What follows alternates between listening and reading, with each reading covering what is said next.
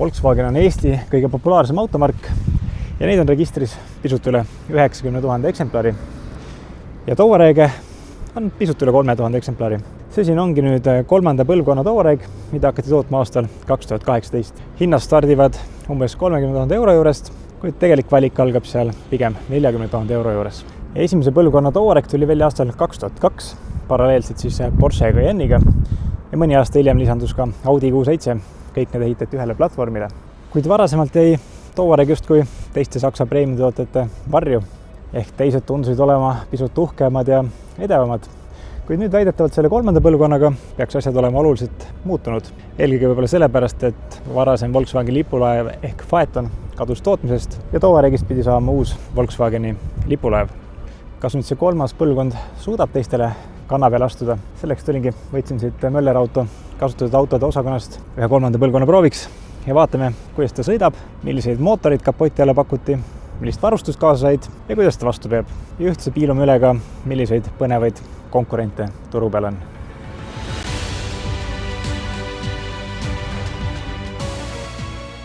Kolmas generatsioon baseerub Volkswagen Grupi MLB Evo platvormil, nagu ka Audi Q7 ja Porsche Cayenne ja Bentley Bentayga ja Lamborghini Urus.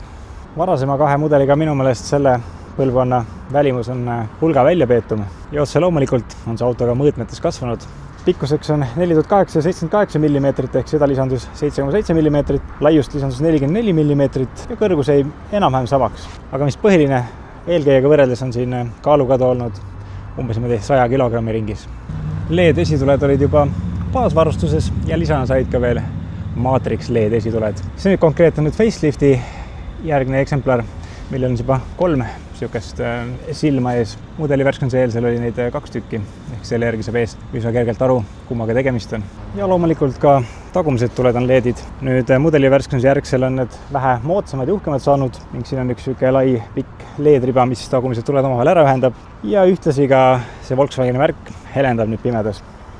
Miks seda vaja on? Mina seda ei tea, aga kellele meeldib, kellele mitte.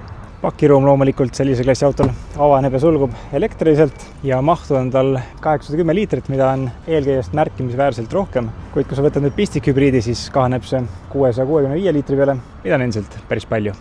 2023 aasta facelift tõigis endaga kaasa nii uued esituled, uued tagatuled, loomulikult ka uued põrkerauad, natukese värvitooni muutusi ja täienes ka velgede valik. Aga suuresti auto ikkagi suhteliselt sarnaseks. Võib-olla ongi kõige äratuntav element just need tagatuled.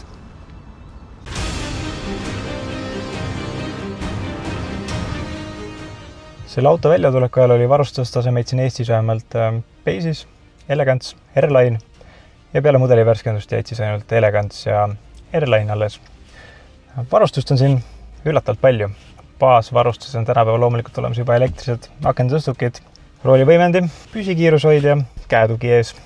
Ühtlasi said ka siia reguleeritava kõrgusega istmed, nupust mootori käivituse ilma võtmeta, 2-tsoonilise kliimasüsteemi ja Eestis pandi kaasa ka talvepakett ehk esimestel istmetel olid istmesoojendused olemas. Parkimisandurid said ette ja taha, navigatsioonisüsteemi, Bluetoothi telefoniühenduse ja USB-C pesad. Istmekatted olid sõltuvalt siis varustustasemest kas kangas või siis nahk. Ja hiljem siis mudeli värskenduse järgselt, kuna Basis kadus ära, tulid kõik versioonid ainult nahkistmetega. Aga otse loomulikult, eriti just Saksa tootjatel kohaselt oli lisavarustuse nimekiri meeletult pikk, mida sa said siis juurde osta. Näiteks roolisuojenduse, ka rooli elektriline reguleerimine oli lisavarustuse seast soojendusega esiklaas. Erinevaid nahkpolstri variante oli siin ikkagi päris palju valikus. Elektriselt reguleeritavad esimesed istmed, siis istmete ventilatsioon, istmete massaaž ja ka tagumiste istmete soojendus. Ja huvitavate lisavidinatena said juurde osta siia ka siis selle head-up display ehk siis kuvab sulle klaasi peale kiirust ja kõige muud vajalikku. Ka Night Vision ehk pimedas nägemise assistent, panoramkatus, taha rulookaardinad ja 4-tsoonilise kliima, et ka tagumised saaks enda temperatuuri oma soovi järgi sättida. Meeleoluvalgustus tuli samuti juurde osta ja ka juhtmevaba telefoni laadimine vist ei tulnud baasvarustusena kaasa.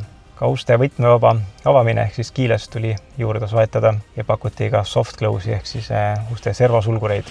Ka tagurduskaamera kuulus lisavarustuse hulka ja nendest ma arvan parkimisabidest kõige parem asi ehk siis 360 kraadi kaamera. Selle said ka juurde osta, aga see on tõesti päris äge. Mudeli värskenduse eelselt pakuti seda autot ka analoogkelladega ja selles juhul said see keskele 7-tollise pisikese ekraani sinna kellade vahele. Ja multimeediasüsteem oli 8 tolli ning all siin olid füüsilised nupud, ehk siis ei olnud sükast ühtset suurt displeid.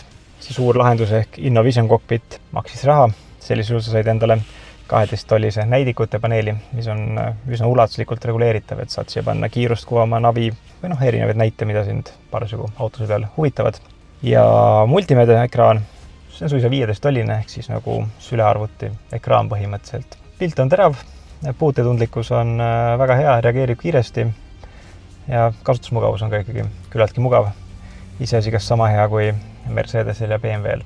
Kui nüüd helisüsteemidest rääkida, siis baashelisüsteem tuleb 8 kõlariga, aga lisavarustusena pakuti ka Dynaudio helisüsteemi. Sellisel juhul on siin juba 12 kõlarit pluss subwoofer ja kogu võimsuseks on 730 vatti. Mudeli värskenduse käigus nüüd siin visuaalselt suurt midagi muutunudki. Pakuti paremaid kvaliteetsemaid materjale, täiustati multimeediasüsteemi tarkvara ja Apple CarPlay ja Android Auto tulid siis juba juhtmevabana kasutusele. Ja ühtlasi muutus ka baasvarustus märkimisväärselt rikkamaks kui enne mudeli värskendust. Kokkuvõtvalt näeb see Touareg seest ikkagi märkimisväärselt luksuslikum välja, kui oleks arvanud või oodanud. Siia ette saad mõnusalt topsihoidjad endale. Siin laeka all on sul juhtmevaba telefoni laadimine ja USB-C pesa. Ja siin on üks väike laegas, kuhu muidugi liiga palju ei mahu, aga sellest on seal mõned USB-C pesad. Üks rullik on siin sõidurežiimide sättimiseks ja teine õhkvedrustuse kontrollimiseks. Mis mulle meeldib, siin on füüsiline rullik, millest saab helitugevust näperdada, ehk ei pea kõik alati sealt ekraani pealt vedama. Ja see käiguvalitsus on niisugune mõnus suur kolakas, et jätab niisuguse soliidse mulje, nii et see keskkonsool siin ei mõjuks päris tühjana. Ruumi siin ees loomulikult mõnusalt palju, aga vaatame järgi, kuidas seal tagumises reas see olukord on. Maasturitesse sisenemine muidugi alati siuke mõnus ja mugav, et sa ei pea kuhugi maha kükitama. Ja kui sul on softclose uksed, siis ei pea ka neid paugutama. Aga jalaruumiga on siin ikkagi väga hästi. See iste on natuke tulnud minu asendist tahapoole, kui süüde väljas on. Aga mul on endiselt siin ruumi hästi, nii et kui ta läheb veel paika, siis on siin seda ruumi veel rohkem. Mis on muidugi vahva. Siin saab istme seljatoe nurka ka sättida, et tahad ikka nüüd püsti see seljatoega sõita, siis võimalus on olemas. Ja ühtlasi saad seda istet ka ettepoole või tahapoole liigutada. Enamus autodes seda funktsionaalsust ei ole. Ka on käetugi olemas, kus on topsihoidjad, mis on täpselt selle koha peal, et võib-olla küünarnukk tahab sinna sisse minna, aga sellega saab hakkama. Siin konkreetse autos muidugi kahjuks 4-tsoonis kliimat ei ole, nii et esimesed otsustavad, mis temperatuur tagumistel on. Ruumikus on väga hea, ka tagumises reas. Keskel siin on küll see kardaanitunnel, aga see on küllaltki madal. See vastu lai, nii et keskel istujal võib-olla kõige parem elu pole, aga ma arvan, et väga palju kurtega pole. Kokkuvõtvalt siin on ruumi ikkagi väga-väga palju. Ja 180 liitrit seal taga pagasiruumi tähendab seda, et kõik asjad saavad kaasa.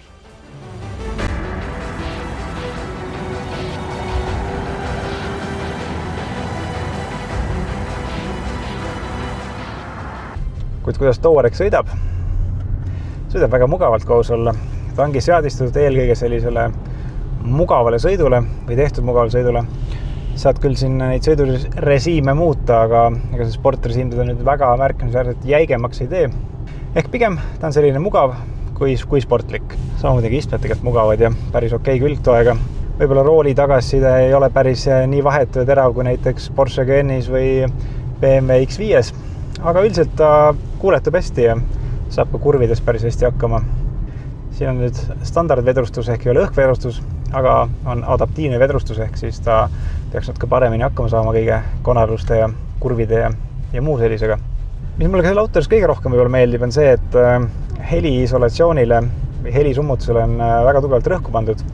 Ehk tuulemüra praktiliselt ei kosta, mootori häält samuti praktiliselt ei kuule. Ainukesed mingil määral ikkagi rehvimüra tuleb läbi, et aga see on enamus autodes sedasi, et sellest pääsu ei ole. Kui nüüd rääkida natuke sellest 3-liitrisest baasmootorist, diislist siis 170 kilovatti, ta liigutab seda autot üsna erksalt, saab sellega hakkama. Ma ei ütleks, et siin väheks jääb jõust. Muidugi see 210 kilovatti diisel oleks ilmselgelt natuke mõnusam ja äkilisem. Aga see DSG kast, see on natukene pisut võib-olla liiga uimane aeglane, ta võiks kiirem olla, isegi spordi peale kruttides vajutad järsku gaasi, siis ta kogub hetke ja siis vahetab käigu alles, nii et käiguvahetus võiks olla teravam, et see on niisugune väike etteheide. Ja kui nüüd siin natuke veel norida mõne asja kallal, siis tegelikult kuigi sa istud päris kõrgel, siis võib-olla mitte nii kõrgel kui mõnes Briti maasturis ja see armatuuri, see näidikute paneeli peal olev see muhk, see on päris kõrge, nii et siin on nina ette, pead natuke niimoodi ennast kergitama, et paremini näeks. Ja kuna siin füüsilisi nuppe pole, kõik käib läbi selle samase suure 15-tollise keskekraani, siis kuna mul on väga pikad jalad, siis tähendab seda, et mu tool on päris kaugel ja siis võib-olla mu sõrm kõige paremini sinna ei ulatu, nii et peab natuke ikkagi ettepoole ennast ajama. Ja näitab nii, et mulle isiklikult meeldib, kui kliimajuhtimine on eraldi nuppude all. Üleüldine sõidetunnetus, mõnus, rahulik, viisakas, pehme. See on auto, mis vähemalt mind isiklikult kihutama ei aja, mis päeva lõpuks võiks tegelikult hea asi olla. Aga põhiline, siin on mõnusalt vaikne, ta on mugav ja Touaregiga on ikkagi päris hea sõita ja kogu see juhi koht ikkagi on selline nägus ja kena ja soliidne.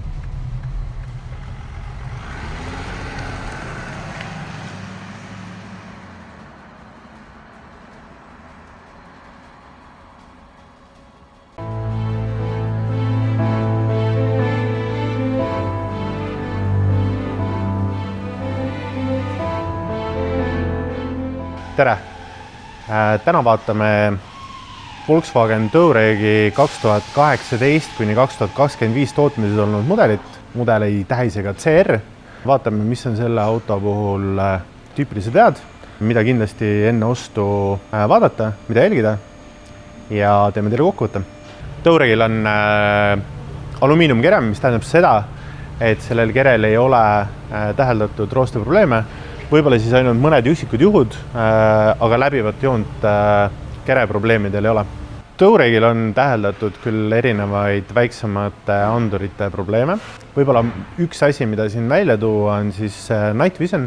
Et kui Night Vision on just algusaasta mudelitel olnud probleemne, mis siis tähendab seda, et hakkab ta mõjutama seda tulede vihku, hakkab ta mõjutama ka juhiabisüsteeme, ehk et mingitel juhtudel on mõned tarbijad kurtnud selle üle, et on tekkinud ka pidurdusi. Et see on kindlasti üks asi, mida kontrollida. Teine asi on rehvirõhuandurid ja rehvirõhuanduritel on olnud siis probleemiks see, kus kohas ta viskab errorisse, näitab, et kõik rehvid on tühjad, kuigi tegelikult võib see puudutada lihtsalt nagu tehnilist probleemi. Elektroonika poole pealt on olnud probleeme mõningatel juhtudel parkimisanduritega. Teine probleemne koht on olnud siis tagurduskaamera. Otsad on andnud nii tagurduskaamera ise, kui ka tegelikult mõningatel juhtudel ka autot läbivad juhtmestikud on ajaga siis nagu läbi kulunud. Ja selle vahetus on juba suurem protsess, sellepärast et lahti tuleb lammutada natukene auto sisemust ja sealt vaiba alt need uued juhtmed edada. Touregil on täheldatud ka ühte sellist viga, mis puudutab siis just konkreetset vasakut tagumist ust ja selle juhtmestikku, mis võib ka siis ajaga nagu läbi kuluda. Ja mis siis juhtub on see, et tänu selle juhtmestiku kulumisele ei tööta korralikult enam soft close.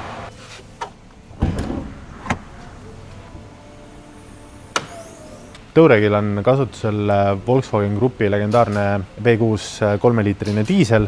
Algusaasta mudelitel täheldati ka nagu ühte läbivat probleemi, mis selle mootori puhul on olnud, ehk et nukkvõllidega. Nüüd aastad edasi kinnitavad ka meistrid, et tegelikult seda probleemi ei täheldata. Sama asi ka karteri tuulutuse lekkega, et algusaasta mudelitel on seda olnud ja ülespoole mudelitel mitte väga. Üks probleem, mis meenub, on sisselaske puhastamine tahmast, mis on üsna suur töö, eeldab ka turbo eemaldamist ja oleneb nüüd sellest raskusastmest, võib selle orienteeruv hind teeninduses olla niisugune 1500 €. On olnud ka Vantvõlli eesimise Simmerlingi lekkeid, see on üsnagi kerge ja lihtne töö ja maksab niisugune mõnisada €. Lühikestest linnasõitudest tulenevalt võivad olla siis sellel diiselmootoril tüüpilised probleemid, mis on siis puudutab siis DPF-i ja EGR-i. Volkswagen Touaregil on väga ilus suur 15-tolline ekraan, mis küll algusaastatel tahtis ära hanguda, vajas ta tarkvara uuendusi. Peale neid tarkvara uuendusi tundub, et asi toimib hästi. Mõned kasutajad on kurtnud ka siukse probleemi üle, kus kohas siis sõidurežiimi funktsioonid ei tööta ja auto jääb nii-öelda nagu tavarežiimi. Seda probleemi peab siis tegelikult lahendama juba spetsialiseerunud töökoda, näiteks Möller Auto. Kuna Volkswagen Touareg omab sugulussidemeid ka Bentley Bentaygaga väga otseselt, siis see on kandunud ka siia sõitjate ruumi. Materjalid on kvaliteetsed, kõik on väga tummine, ilus, tihe. Väidetavalt ka kulumiskindlus on väga okei, mis tähendab siis seda, et peale ka pikemat kasutamist jäävad materjalid ikkagi ilusaks ja viisakaks. Touaregi veermik Eesti teedel peab ülihästi vastu. Ainukesena asjana, mida saab välja tuua, on sarniirid, mis kipuvad käksuma. Volkswagen Touareg sõidab ka õhu peal. Ühe õhkamordi hind koos vahetusega on niisugune 2800 €. Kuigi Eestis Möller Autos ühtegi neid vahetatud ei ole, siis lihtsalt informatsiooniks, palju see teile võib maksma minna. Kui rääkida piduri, ketaste ja klotside vahetusest, siis esimesed ketaklotsid on kokku orienteeruvalt 1400 € ja tagumine ring on kuskil 1200 €. Touaregil on ette nähtud hooldus maksimaalselt 2 aastat või 30 000 kilomeetrit. Meie omalt poolt soovitame seda kindlasti teha tihedamini, võtta see umbes sinna 15 000 peale. Rääkides nüüd hooldushindadest, siis 30 000 hooldus, mis hõlmab siis õlivahetust, auto üldist tehnilist kontrolli, salongi ja õhufiltri vahetust, maksab 520 € ja 60 000 hooldus, kus on siis lisaks nii-öelda nagu eelnimetatule ka pidurivedelik ja kütusefilter, on 834 €. Ehk et Volkswageni ülalpidamiskulud on üpriski soodsad.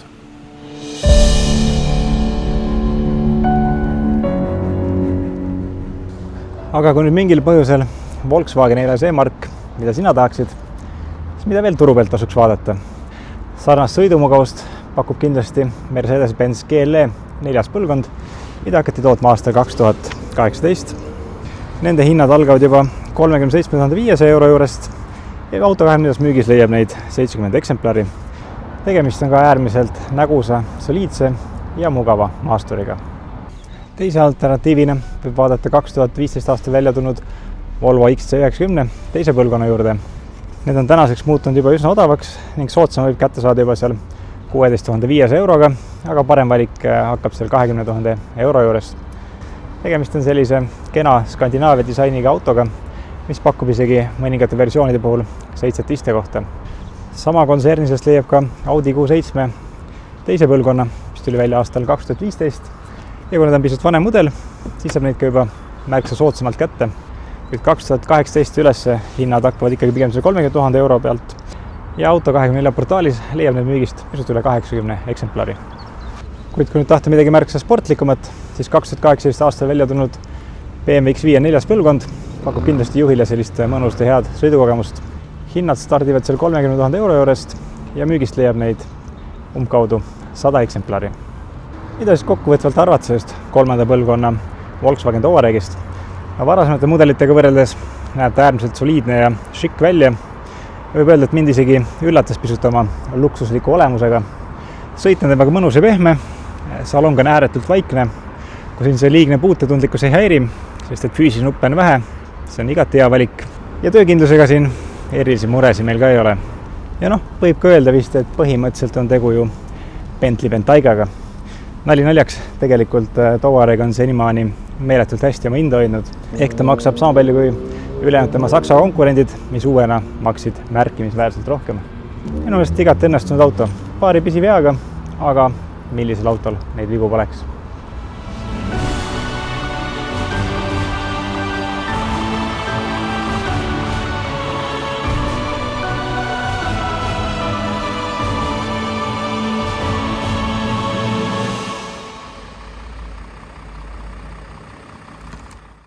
Thank you.